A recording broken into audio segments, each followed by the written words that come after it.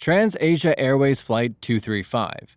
TransAsia Airways Flight 235 departed Taipei Zhongshan Airport for Kinmen, Taiwan on February 4, 2015. Within 2 minutes, a routine domestic flight turned into a disaster.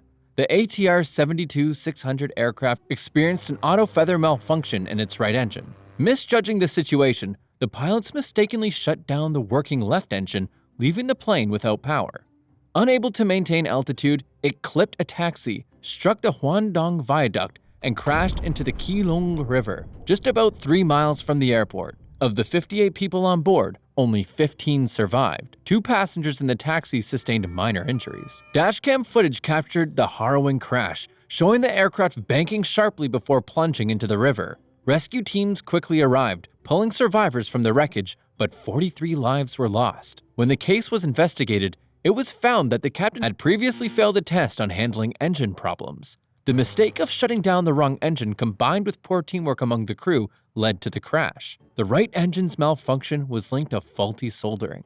The tragedy damaged TransAsia Airways' reputation and caused it to shut down in 2016. This disaster really highlighted the importance of proper training and teamwork in aviation.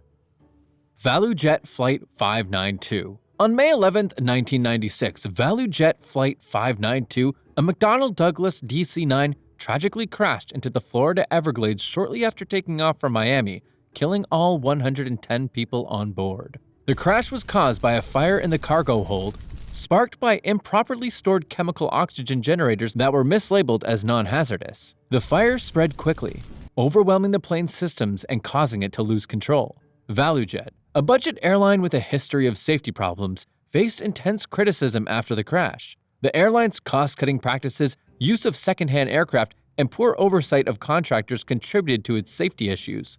Following the accident, ValuJet's operations were grounded for months. When it resumed service, its reputation was damaged beyond repair. In 1997, ValuJet merged with AirTran Airways, rebranding under the AirTran name to distance itself from the tragedy. The NTSB determined that the fire was caused by ValuJet's maintenance contractor SaberTech, failing to pack and label the oxygen generators properly. The FAA was also criticized for not enforcing stricter safety regulations for cargo holds. As a result, new regulations were put in place, requiring smoke detectors and fire suppression systems in cargo compartments.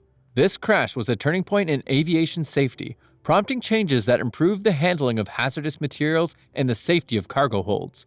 However, public anger towards ValuJet lingered, with many feeling the airline had prioritized cost savings over safety. This disaster remains the deadliest aviation accident in Florida's history and serves as a powerful reminder of the importance of strong safety practices. A memorial in the Everglades honors the victims to this day, ensuring the lessons from this tragedy continue to influence air travel safety today. U.S. Air Flight 427. On September 8, 1994, U.S. Air Flight 427, a Boeing 737, tragically crashed near Hopewell Township, Pennsylvania, while approaching Pittsburgh International Airport. The flight, traveling from Chicago to Palm Beach with a stop in Pittsburgh, ended in tragedy when all 132 people on board lost their lives. The crash happened after the plane hit wake turbulence from an earlier Boeing 727 at 6,000 feet. The turbulence caused a malfunction in the 737's rudder system, making it move the opposite way from what the pilots wanted. Despite their best efforts, Captain Peter Germano and First Officer Charles Emmett III couldn't regain control, and the plane spiraled out of control before crashing nose first into the ground. The NTSB spent over 4 years investigating the crash. They found that hot hydraulic fluid caused a valve in the rudder system to get stuck, which led to the malfunction. This also helped explain other crashes involving the 737, including United Airlines Flight 585. As a result of the crash, the FAA ordered Boeing to redesign the 737's rudder system, improve flight data records, and provide better training for pilots to handle similar problems. These changes have helped make flying safer. After the disaster, U.S. Air retired the Flight 427 route number. Today, a memorial at Sewickley Cemetery honors the victims, reminding us of the lives lost and the lessons that have helped make aviation safer. Ariana Afghan Airlines Flight 701. On March 19, 1998, an Ariana Afghan Airlines Boeing 727 crashed near Kabul, Afghanistan, tragically killing all 45 people on board. The flight started in Sharjah, UAE, and stopped in Kandahar before heading to Kabul. While approaching the airport, the plane hit Sharki Baratai Mountain in terrible weather, with snow, rain, and very low visibility. The plane, a 17-year-old Boeing 727, was completely destroyed. Rescue teams faced major challenges, including bad weather, a fire at the crash site, and landmines left from the Soviet-Afghan War. It wasn't until early the next morning that the flames were under control, and Taliban officials recovered 32 bodies and other remains. No official investigation was sadly done to figure out the exact cause of the crash, likely because the Taliban, who controlled the airline, were isolated internationally. The airline's director blamed the bad weather for the accident. Here's where it gets even more complicated. At the time, Ariana Afghan Airlines was under Taliban control, and it wasn't just flying passengers. Reports later revealed the airline was being used to smuggle weapons, drugs, money, and even militants between Sharjah, Pakistan, and Afghanistan.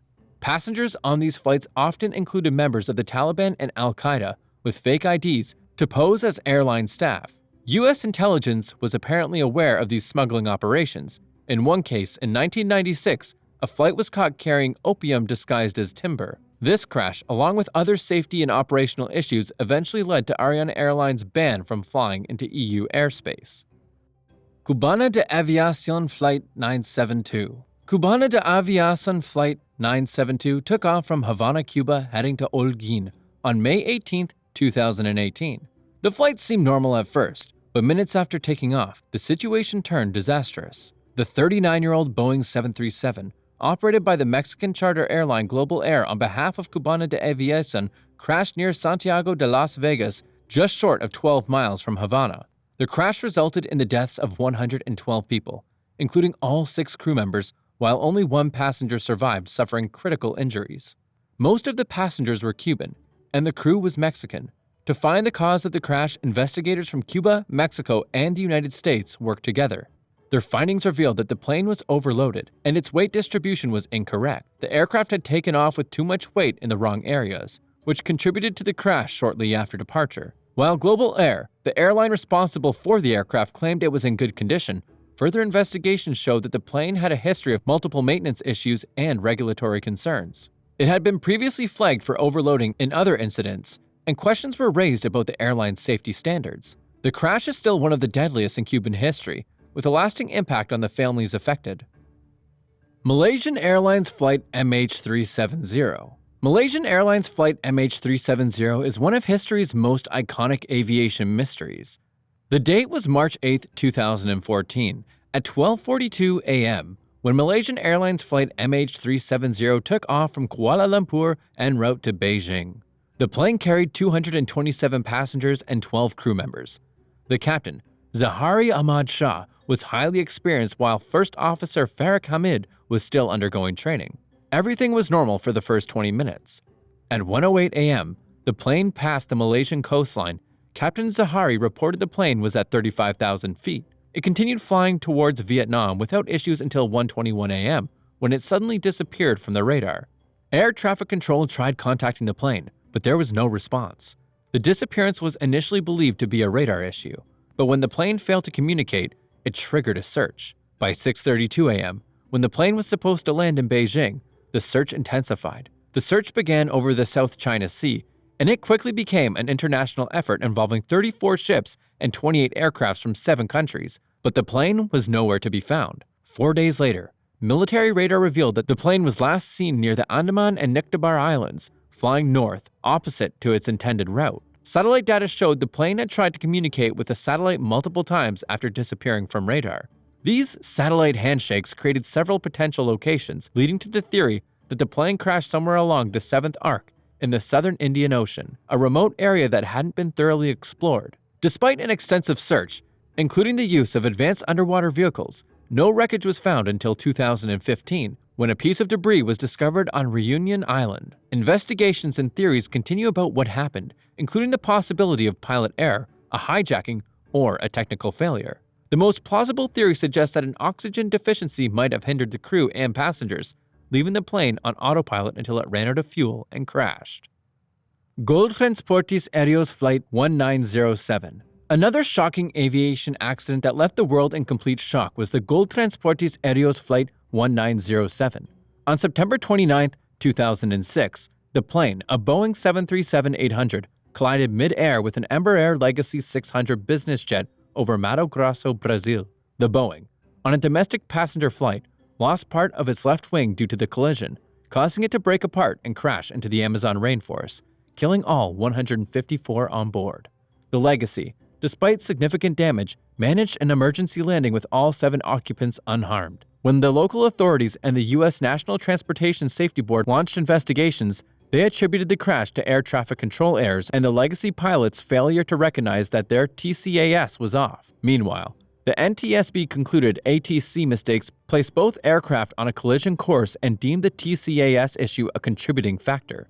This tragedy, the deadliest aviation accident in Brazil at the time, brought a lot of attention to Brazil's air traffic system. It revealed systemic issues, including overworked ATC personnel and outdated equipment. Public anger led to the dismissal of the country's defense minister, highlighting the crisis in civil aviation. Legal proceedings followed the Legacy pilots facing criminal charges in Brazil. However, they were later allowed to serve their sentence in the U.S. Attempts to bring them back to Brazil failed, and the case was closed in 2024 because the time limit had passed. The accident marked the first hull loss of a Boeing 737 next-generation aircraft and remains the third deadliest involving this model. China Airlines Flight 611. On May 25, 2002, China Airlines Flight 611, a Boeing 747, tragically crashed into the Taiwan Strait, killing all 225 people on board. The plane broke apart mid-air just 20 minutes after taking off from Chiang Kai-shek International Airport in Taiwan on its way to Hong Kong. This was Taiwan's worst aviation disaster and the second deadliest accident in China Airlines history, after Flight 140. The aircraft, registered as a B18255, had flown over 64,800 hours and was the last 747-200 passenger model in the airline's fleet. It was scheduled for retirement after one final trip. The crew was made up of highly experienced pilots, Yi Qingfeng, first officer, Xia Yexiong, and flight engineer Chao Senghua. At 15:33, the plane lost communication, and its wreckage was later found scattered across the Taiwan Strait. Investigators discovered that the crash was caused by metal fatigue from improper repairs after a tail strike in 1980. Instead of following Boeing's guidelines, a smaller doubler plate was used to repair the damage, leaving the area inadequately covered. Over the next 2 decades, the constant pressurization cycles caused cracks to grow, ultimately leading to a rupture of the fuselage. The rapid decompression caused the aircraft to break apart in mid-air. Most of the victims were Taiwanese, including 114 group tour members. Recovery teams identified 175 remains, with injuries consistent with severe trauma and decompression effects, but there was no signs of fire or explosion. Tar stains on the fuselage, visible since the 1990s, showed cracks that had gone unaddressed for years.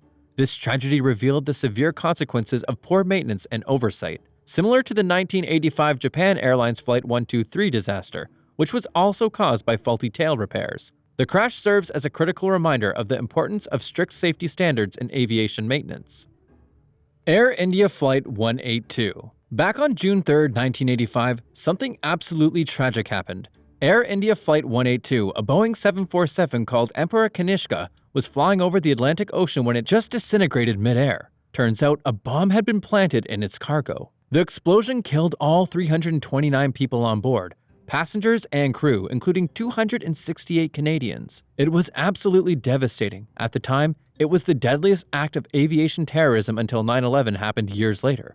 The flight was cruising at 31,000 feet, heading from Montreal to London, when the bomb went off. The wreckage and the bodies were scattered into the ocean about 118 miles off the Irish coast. It's heartbreaking to know that among the victims were 82 kids, many of them traveling with their families to India. And if that wasn't horrific enough, there was a second bomb meant for another India Air flight, Flight 301. That one exploded prematurely in Japan, killing 2 baggage handlers. These weren't random acts either. They were coordinated attacks tied to the 6 separatist extremists who were seeking revenge for events like Operation Blue Star and the 1984 anti-Sikh riots in India. The mastermind behind it was a leader of a militant group working alongside an accomplice who built the bombs. The leader had significant support from certain groups in Canada, particularly in Vancouver, where the group was gaining influence. Meanwhile, the bomb maker was sneaky. He bought bomb components like a Sano Turner, batteries, and dynamite pretending he needed them for something as innocent as tree stump removal, even though there were clear warning signs, like suspicious purchases and even a tip-off from an informant. Authorities failed to act. In May 1985, explosives were tested in British Columbia, but no action was taken. Days before the attack, a wiretap recorded the leader giving coded instructions to book tickets for the bombing. Using fake names, the conspirators checked in suitcases loaded with bombs but didn't board the flight themselves. One suitcase went on Flight 182 and caused the devastating mid-air explosion. The other one, meant for Flight 301, exploded because they messed up the time zones. The investigation linked the bombs to the bomb maker through his purchase and wiretap calls. But here's the shocking part. The Canadian Security Intelligence Services CSIS erased 156 wiretaps that were critical evidence. This massive intelligence failure made it hard to convict anyone. In 2005, 2 suspects were acquitted because the case just didn't hold up. And by 2010, a public inquiry led by Justice John Major laid it all out. The inquiry exposed how Canada's intelligence and law enforcement agencies failed to work together, ignored red flags, and neglected airport security. The inquiry made it clear that the bombings was preventable. It led to some reforms like tougher anti-terrorism laws, better cooperation between RCMP and CSIS, and improved airport security. The aftermath of this tragedy was devastating. Families were shattered, and communities were left in grief. On the 25th anniversary, the Canadian government actually apologized for failing to prevent the attack. Today, the Air India bombing stands as a grim reminder of what terrorism can do and how critical it is to stay vigilant in countering it.